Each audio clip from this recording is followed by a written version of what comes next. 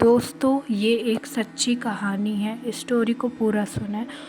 रवि बहुत ही गरीब लड़का था। उसे शहर में नौकरी लगी तो वो बहुत खुश हुआ। और वो शहर में जब नौकरी करने गया तो उसे एहसास हुआ कि उसे किसी किराए के कमरे की ज़रूरत है ताकि वह आराम से वहाँ रह सके। रवि ने हर जगह पता किया पर सबके दाम महंगे थे।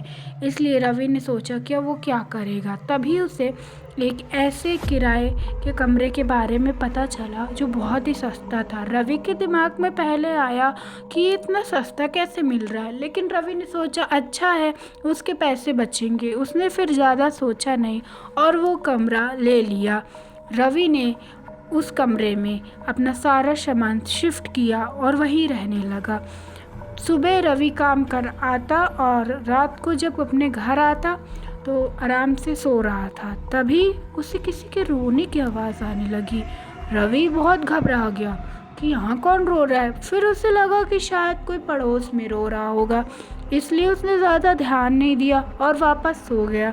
सुबह उठा और पड़ोस में उसे एक बुज़ुर्ग दिखे। उसने उससे पूछा कि कल क्या कोई यहाँ पर रो रहा था। तो उन्होंने कहा कि नहीं बेटा, यहाँ तो कोई नहीं रो रहा था।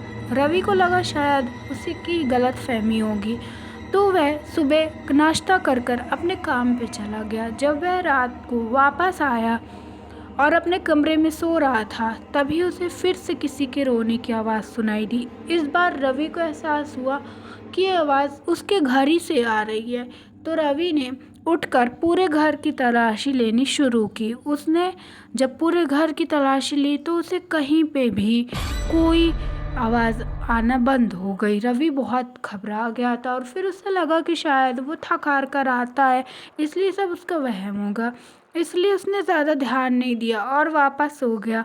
अगले दिन फिर रवि के साथ ऐसा हो, फिर से उसे ज़ोर ज़ोर से रोने की आवाज़ आने लगी और इस बार ये आवाज़ इतनी करीब थी मानो कोई उसके पास बैठकर रो रहा हो। रवि उठा और अपने कमरे में देखा तो वहाँ कोई नहीं था। इस बार उसने पूरे घर की तलाशी ली, तभी उसे एक स्टोर रूम से वो आवाज़ आने लगी। रवि उस स्टोर रूम के पास गया। वो स्टोर रूम कई सालों से बंद था, उसे किसी ने नहीं खोला था। लेकिन रवि ने तय किया कि वो खोल के देखेगा कि अंदर कौन रो रहा है। जब उसने उस स्टोर रूम का दरवाज़ा खोला तो वहाँ पर इतनी धूल थी और इतना अंधेरा था कि रवि को कुछ साफ दिखाई नहीं दे रहा था।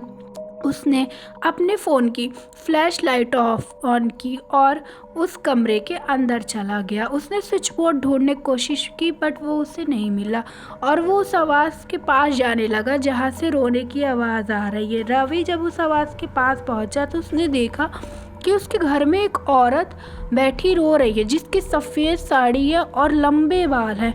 रवि ने उस औरत से पूछा आप कौन हैं, तो उसने कोई जवाब नहीं दिया और बस रोती रह गई।